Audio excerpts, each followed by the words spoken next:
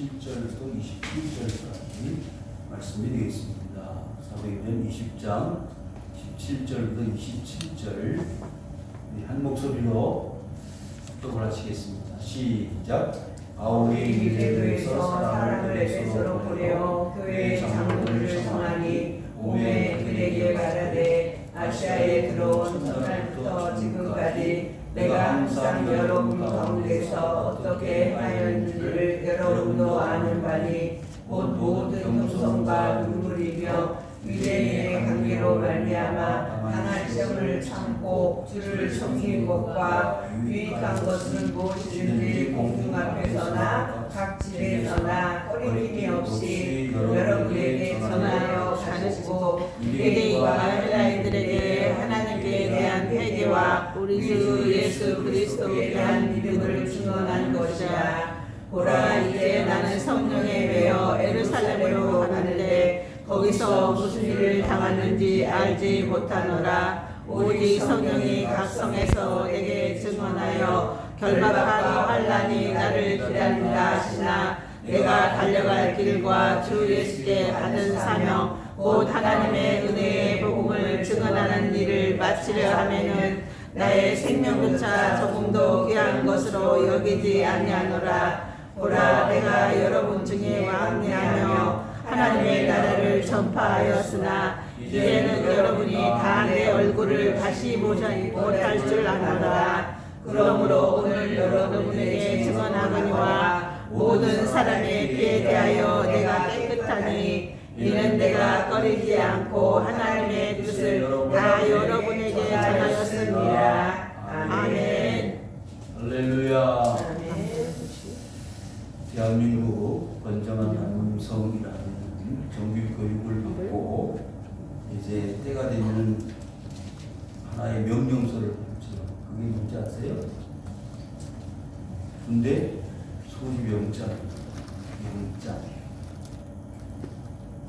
여러분들도 그런 영장 받은 경험이 있으실 텐데, 자, 그 다음에 실수를 하거나 범죄를 하거나 잘못을 하면은 나라에서 영장을 개인에게 무슨 영장? 구속영장. 이 명령을 받으면 명령에 따라서 순종할 수밖에 없어요. 하나님께서 우리에게도 명령을 주셨다는 거죠.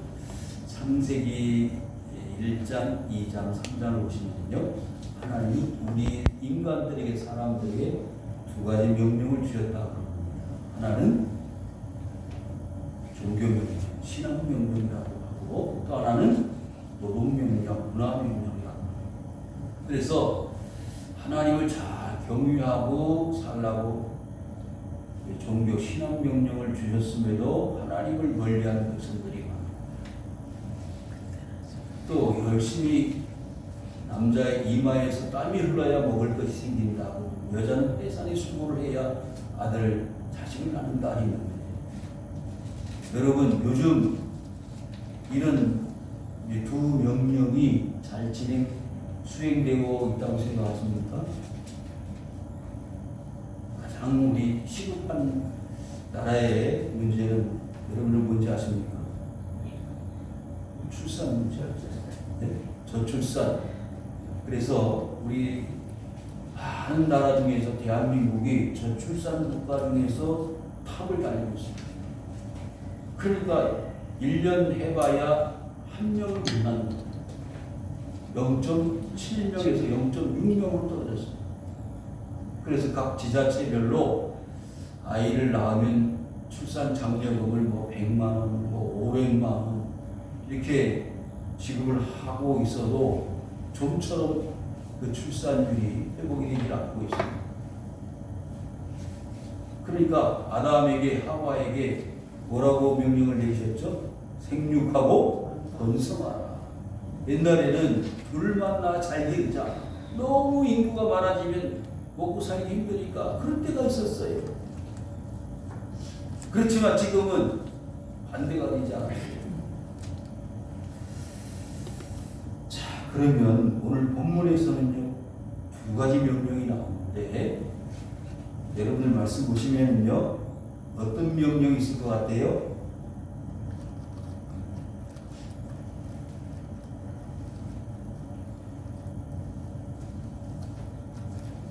(24절) 다 같이 읽겠습니다. 시작. 내가 달려갈 길과 주의 쓰게 하는 사명 곧 하나님의 은혜의 복음을 증언하는 일을 마치려면 나의 생명조차 조금도 귀한 것으로 여기지 않으라. 두 가지 명령이 나오죠. 하나는 사명, 하나는 생명. 생명이 무슨 명령입니까? 여러분, 생명이란 말 그 자체가 뭐예요? 살아라라는 겁니다. 살아라 그러고서 우리에게 하나님이 명령을 주셔서 이 땅에 보내신 것이 남자로 살아라, 여자로 살아라고 명령을 내서 이 땅에 보내신. 그런데 그 생명을 주셨음에도 자살하는 사람들이 있죠. 그건 하나님의 명령을 거역하는 거예요. 그런데 생명을 주셨는데 어떻게 살아라? 사명, 일을 하면서 살아라. 일하기 싫어하는 자는 뭐야? 못 쳐다봐. 근데 요즘 사람들은 인식을 해. 옛날에는 어르신들을 모실 때 일 안 하게 하는 게 효도라고 생각했어요. 근데 요즘 어때요?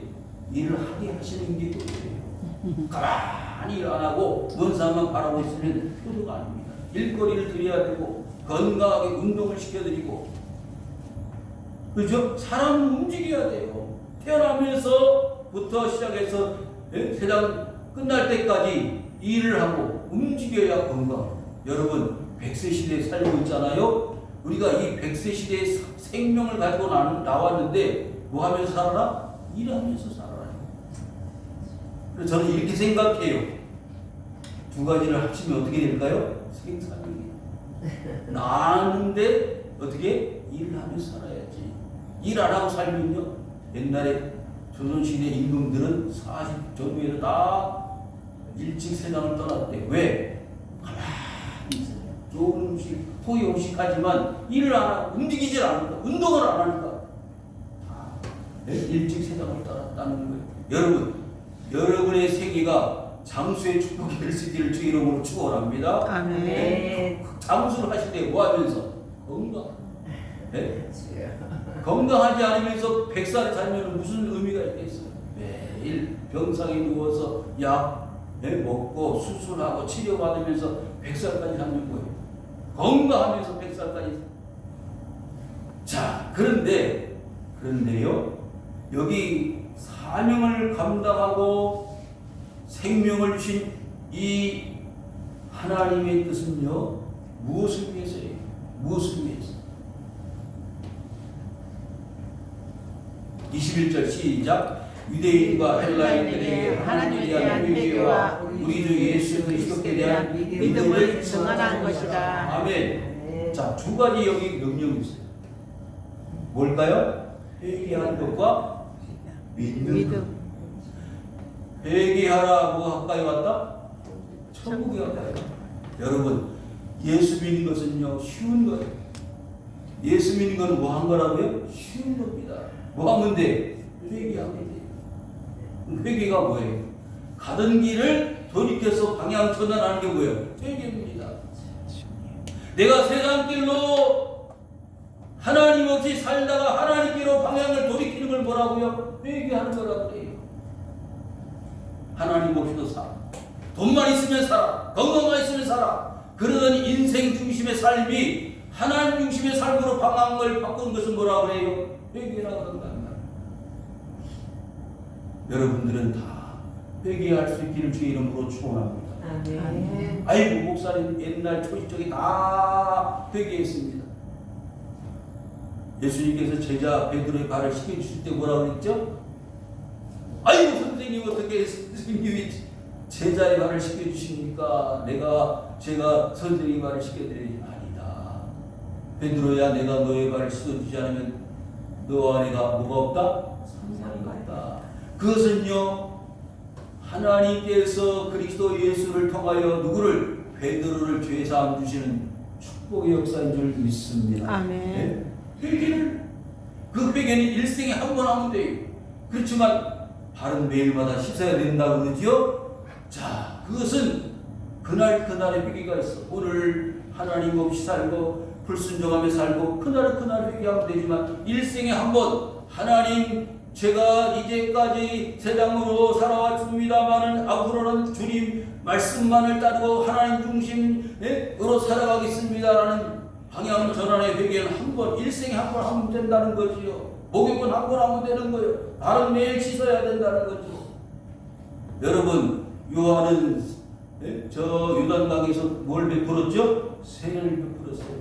그 세례가 무슨 세례라고 했어요? 회개의 세례라고 했어요. 그러니까 요단강에서 요한에게 세례를 받을 때는 다 회개의 세례를 베풀었어요. 회개야. 천국이 가까이 왔는데 그 천국이 누구예요? 예수 그리스도예요. 예수 그리스도를 어떻게 해야 돼? 믿어야 되는 거예요. 나는 죄인이지만 예수 그리스도를 믿으면 어떻게 된다? 영원히 산다는 것을 믿는 거예요. 여러분 기억하시기를 바랍니다. 자, 주 예수 그리스도에 대한 뭐요? 믿음. 자, 따라합시다. 하나님을 사랑하는 자 뭐 해야 돼요? 믿어야 돼요. 요한복음 3장 16절을 다 같이 읽겠습니다. 암송하겠습니다. 시작. 하나님이 세상을 이처럼 사랑하사 인자를 주셨으니 이는 저를 믿는 자마다 멸망하지 않고 영생을 얻게 하려 하십니다. 할렐루야. 아멘. 여러분, 예수 그리스도께서 이 땅에 오신 것은요, 우리에게 뭘 주시기 위해서요? 믿음을 주시기 위해서. 회개를 통하여 뭘 주시기 위해서? 믿음을 주시기 위해서. 아멘. 그 믿음을 통해서 뭘 얻는다고요? 영생을 얻습니다. 여러분, 이게 뭐예요? 사명입니다. 여러분이 직장 가서 열심히 일하고 가정에서 가정주부로 일하고 학생들이 학교 가서 공부하고 이것도 사명이지만 우리는 영적 사명이 있어요. 뭐예요? 회개하고 믿게 하는 거. 이게 뭐예요? 사명이다. 누구의 사명? 내 사명이다. 다 알고 계셨지만 오늘 다시 한번 기억하시기를 바랍니다. 나에게는 뭐가 있다? 사명이 있다. 시작. 나에게는 사명이 있다. 나에게는 사명이 있다. 나에게는 뭐가 있다고요? 사명이 있습니다. 그냥 살면 되지 무슨 사명이야. 일하면서 살아야 돼요. 건강하시려면 일해야 됩니다. 가만히 먹고 누워있으면 뭐가 생겨? 고혈압 생기고 리우마티스 관절염 생기고. 여러분, 건강하시려면 일해야 됩니다. 영적으로 건강하려면 뭐 해야 된다고요? 영적으로 일해야 됩니다. 그게 뭐예요? 회개하는 것입니다. 믿음을 가지는 것입니다. 자, 그러면 사도 바울이 오늘 본문의 말씀 밀레도에서 있었던 일인데 밀레도에서 어떻게 했다고요? 에베소로 장로들을 초청을 해서 불렀어요. 지금 이 바울은 마지막 3차 전도 여행을 마치면서 장로님들을 초청을 했어요. 참 여기는 기가 막힌 바울의 숨겨져 있는 노하우가 있습니다. 뭐냐? 아까 뭐라고 그랬죠? 예수께 받은 사명이라고 그랬죠? 생명이라고 그랬죠? 예수님 앞에서 자신은 다 뭘 받았어요? 명령을 받았어요. 그러니까 바울은 17절에서 장로들에게 명령할 수 있습니다. 명령할 수 있는 권한은 뭐예요? 이 바울이 가서 에베소 교회 성도들을 가르치고 말씀하고 교육하고 해서 장로되고 직분자를 세워서 그들을 양육을 했으니 그들을 얼마든지 부를 수 있고 명령할 수 있습니다만 뭐 했다고요? 초청했다. 그게 사역자의 모습이에요. 그래서 그 사역자들을 위해서 어떻게 했느냐 하면 19절 다 같이 읽겠습니다. 시작. 모든 겸손과 눈물이며 유대인의 관계로 말미암아 다만 시험을 참고 주를 섬기는 것과. 자, 그 에베소 교회 성도들을 양육하고 가르치고 교육하기 위해서 뭐 했다는 거예요? 많이 겸손했다는 거예요. 많이 눈물을 흘렸다는 거예요. 여러분, 지난주에 바울이 연극장에 들어가는 것을 말리는 사람도 있었다고 했죠? 에베소에는 무슨 신이 있었다고 그랬죠? 유명한 아데미 신. 유방이 8개, 12개인가? 달려있는 이 여자 신인 아데미 신을 섬기는 사람들이 있었고, 그 아데미 신을 조각을 해가지고 팔았던 은장생이 데메드리오가 있었잖아요. 이게 우상의 도시였어요. 우상의 도시에서 복음을 전하려고 하는 그 바울의 입장이 얼마나 어려웠겠어요. 그렇죠? 우상의 도시. 모든 사람들이, 에베소에 있는 사람들이 다 뭐만 바라보고 있어요? 아데미가 바라보고 있어요. 아데미가 복을 준다. 아데미가 우리 최고의 신이라는 거예요. 그런데 거기가 들어가서 사람이 손으로 만든 것은 뭐가 아니다? 신이 아니다 이거예요. 그러니까 사람들이 뒤집어지는 거예요. 그러던 에베소에서 교회를 세워가지고 장로들을 세우기까지 얼마나 많은 눈물을 흘렸겠어요. 얼마나 많이 괴로웠겠어요.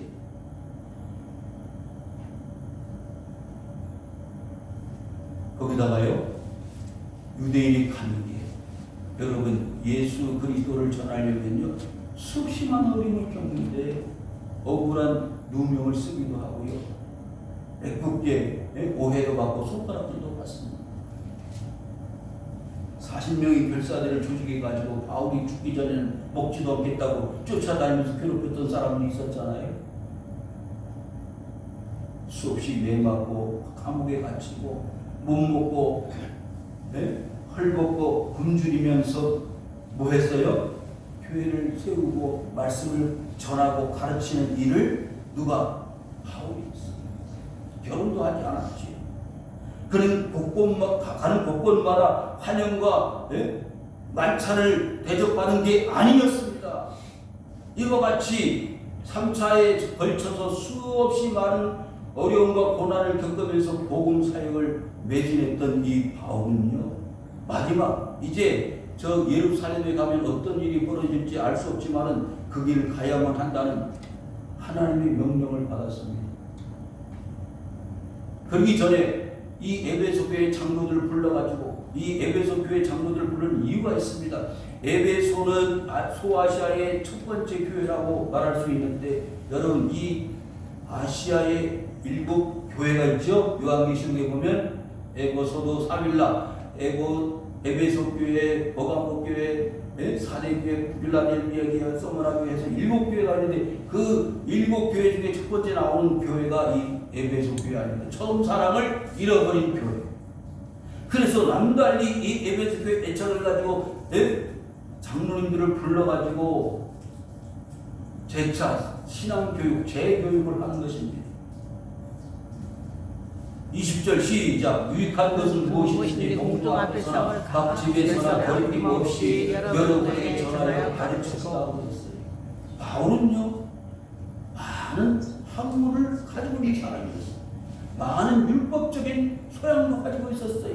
그래서 가말리엘 문화에서 최고의 율법주의 학문을 배웠습니다. 그 사람이 바울이었어요. 근데 그 모든 것들을 아낌없이 내려놓고 포기할 수 있었던 것은, 이 세상의 최고의 가치의 교육과 가르침은 뭐다? 율법이 아니고 복음이다. 할렐루야. 여러분, 복음이 최고의 가치라는 사실을 알았기 때문에 집에서나 공중 앞에서, 모든 대중들 앞에서 담대히 복음을 전했다는 거예요.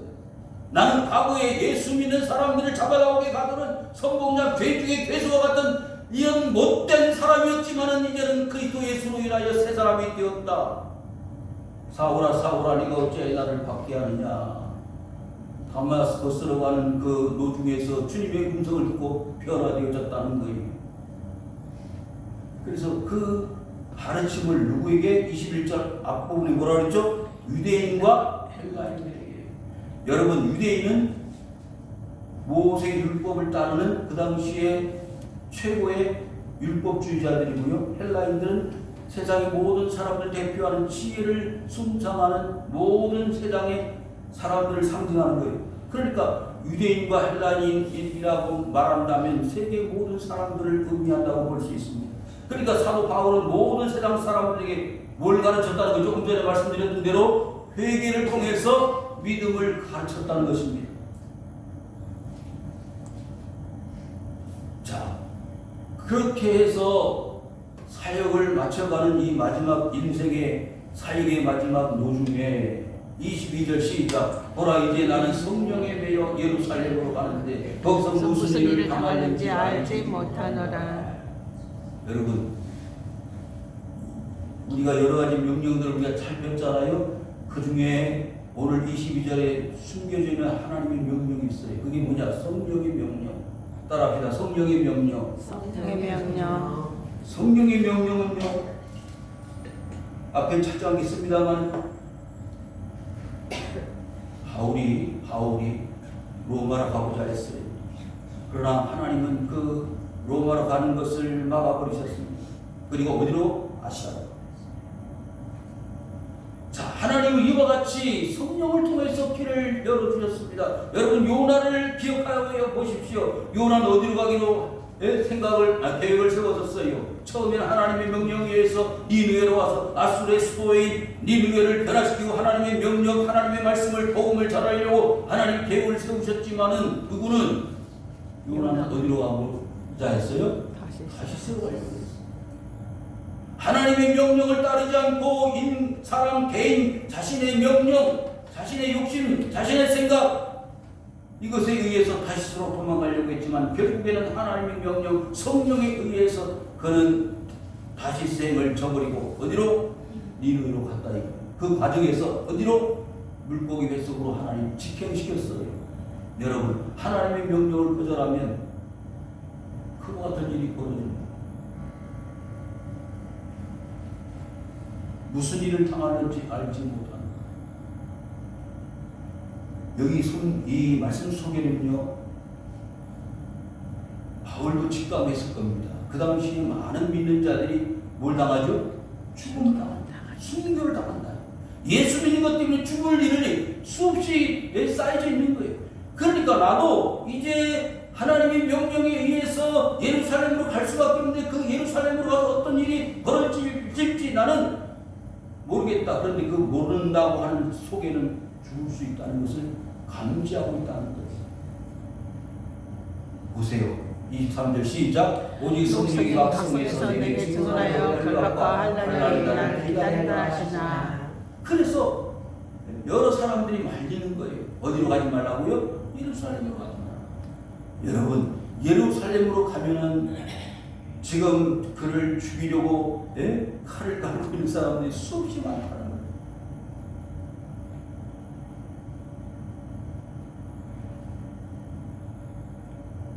얼마 전에 우리 중국 북방신학교 책임자에게 연락이 왔어요. 그래서 지금 중국 선교를 지금 못하고 있는 지 4년여가 흘렀는데 이렇게 시간만 보내고 있으면 안 된다. 물론 다른 데로 인터넷을 통해서 줌을 통해서 동영상을 통해서 그 교육을 하고 있지만 너무 오랜 동안 중국을 들어가지고 그래서 관광 비자를 가지고 우리 국왕신학교 이사들 중심으로 해서 한 5, 6명 이상이 지금 중국을 다녀오려고 계획을 세웠습니다. 4월 8일 들어갑니다. 들어가는데 여러분 기도해 주시기 바랍니다. 어떤 일이 벌어질지 아무도 몰라요. 그러면 목사님 가지 마세요. 여러분 그렇게 말을 할 수도 있겠지만은 지금 중국에서는 여러분들이 아시는지 모르겠지만 시진핑 정부로 모든 복음 사역은 사실 중단입니다. 심지어는 십자가를 다 떼버리고 그 십자가 자리에 시진핑 주석의 사진을 걸어놓을 정도니까 교회를 불태우고 교회를 부서뜨려버리고 각가지 지금 놀라운 일들이 일어나고 있습니다.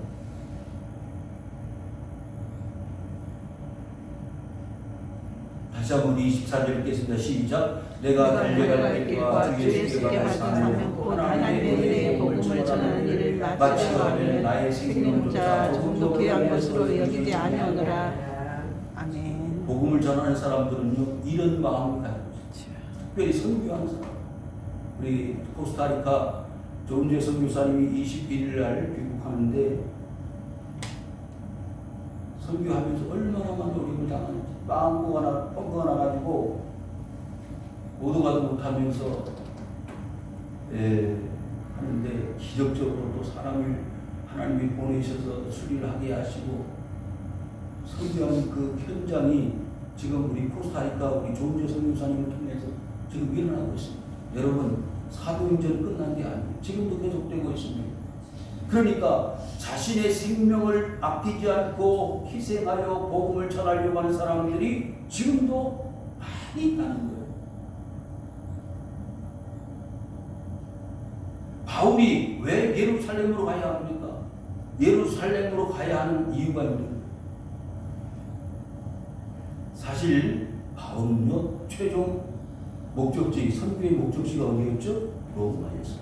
로마에서 이제 죽임을 당하고 순교하게 되는데 하나님 이와 같이 순교에 가고 죽을 각오하는 이 바울 앞에 결코 세상 어떤 것도 가로막을 장애물이 없다는 것을 인식하게 됩니다. 사랑하는 성도 여러분, 오늘날 우리 모든 교회들이 이런 믿음의 영성이 떨어져 가고 있습니다. 그것을 우리는 흔히 목자들끼리 그럽니다. 믿음의 야성이 떨어져. 야성, 들판에서 살아가는 유목민들의 그 도전적인 삶을 믿음에 도입을 하면, 대입을 시키면요, 죽을까 하고, 기도하고, 복음 전하고, 말씀 전하고 하는 과거에는 그런 것이 일반화되어졌는데 요즘은 찾아보기가 어렵다는 거예요. 기도하는 사람도 적어지고, 선교하는 사람도 없어지고. 그런데요, 처음 복음의 야성을 회복하려면 이와 같은 복음을 위해서 자신의 생명까지도 아까워하지 아니하고 던질 수 있는 그와 같은 자세를 가진 사람들이 필요하다는 거 아닙니까? 그래서 초대교회가 성장하고 부흥하여 전 세계를 복음화시키는데 큰 일익을 감당하지 않았습니까? 25절 시작. 보라 내가 여러분 중에 왕래하며 하나님의 나라를 전파하였으나 이제는 여러분이 다 내 얼굴을 다시 보지 못할 줄 아노라. 바울은요 오늘 이 에베소 교회 장로님들을 보고 다음에는 볼 수 없다는 걸 알았어요. 다시 돌아올 수 없다는 것을 알았습니다. 그래서 이런 말씀을 한 거지.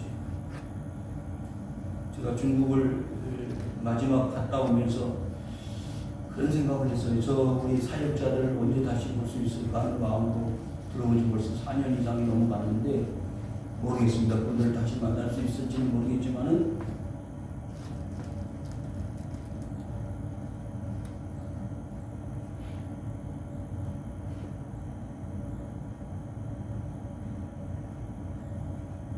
내가 항상 여러분 가운데에서 어떻게 행하였는지를 여러분도 아는 거예요.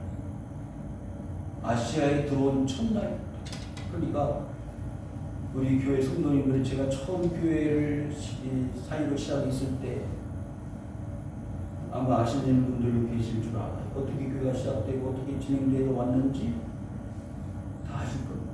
우리가 처음 지하에서 시작을 해서 지금까지 오면서 어떤 어려운 난관들을 극복해 왔는지를 다 아시는 것처럼 하나님께서는 저와 여러분들을 통해서 하나님의 기적과 놀라운 역사들을 이루어 왔습니다.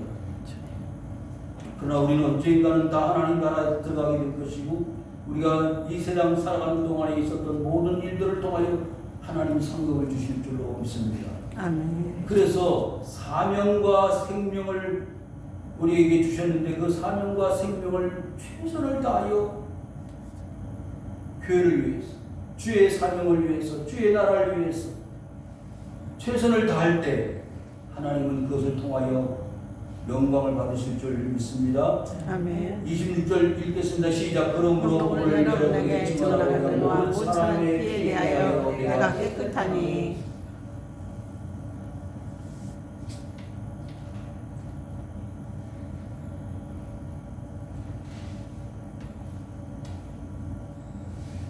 마태복음 27장 24절입니다. 제가 읽겠습니다. 빌라도가 아무 손과도 없이 도리어 빌란이 나려는 것을 보고 물을 가져다가 우리 앞에 손을 씻으며 이르되 이 사람의 피에 대하여 나는 무죄하니 너희가 당하라. 이게 무슨 말이냐면 옛날부터 유대인들의 사고방식에는요 뭐가 있냐면 피에 대하여 깨끗하다. 그러니까 피는 뭐가 있죠? 생명이 있습니다. 피를 흘리면 죽는 거예요. 그러니까 사람의 피에 대하여 라는 말은 그 사람의 생명을 두고 약속하는 거예요. 그 사람이 죄가 있다면 그 사람 피에 그 잘못을 부여하는 거예요. 피를 흘리는 것은 뭐가 있기 때문이에요? 죄가 있기 때문이에요. 그러니까 빌라도가 뭐예요? 나는 아무 잘못이 없다. 너희들이 어떻게 된다고요? 이 예수를 십자가 못 박아 죽이면 그 핏값은 누가 책임져라? 당신들이 책임을 져라. 그런데 뭐라고 그랬냐면 25절에 마태복음 27장 25절 백성이 대답하여 이르되 그 피를 우리와 우리 자손에게 돌릴지어다. 다 우리가 책임지겠다는 거예요. 얼마나 무서운 말 그대로 됐잖아요. 그래서 흔히 사람들이 말할 때 독일이 그 유대인들을 600만 명을 살해했는데 가스 수용소에서요 이 말대로 갚아주셨다는 이야기를 합니다. 사랑하는 성도 여러분, 깨끗해야 합니다. 여러분, 내가 복음을 전하지 않으면 그 전하지 않는 것에 대한 핏값을 하나님 우리에게 찾으신다고 그랬어요. 그래서 이 바울은요 지금 에베소 교회 성도들을, 에베소 교회 장로들을 불러다가 이렇게 말씀을 전하는 것은 난 최선을 다해서 뭐했다? 복음을 전했다. 그러니 나는 당신들에게 핏값을 치르지 않아도 깨끗하다라는 의미예요. 27절 시작. 이는 내가 꺼리지 않고 하나님의 뜻을 여러분에게 정하였습니다. 여러분, 이것은 사역자라고 목회자라고 이렇게 담대히 말할 수 있는 사람은 세상에 쉽지 않습니다. 저도 목회자이지만요, 어떻게 이렇게 완벽하게 거의 99.9% 하나님의 뜻에 맞게 복음을 전할 수가 있겠어요. 그런데 바울은 그러했습니다. 죽음을 각오하고 먹지 않고 감옥에 갇히면서 매맞으면서 모든 사람의 피에 깨끗할 정도로 최선을 다하여 복음을 전하는 사역자 바울, 꺼리지 않는다. 세상에 두려울 거 없다는 거예요.